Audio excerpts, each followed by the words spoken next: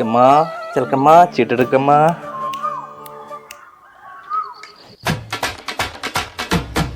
ഈ തത്ത ഒറ്റയ്ക്ക് നടക്കൂലേ?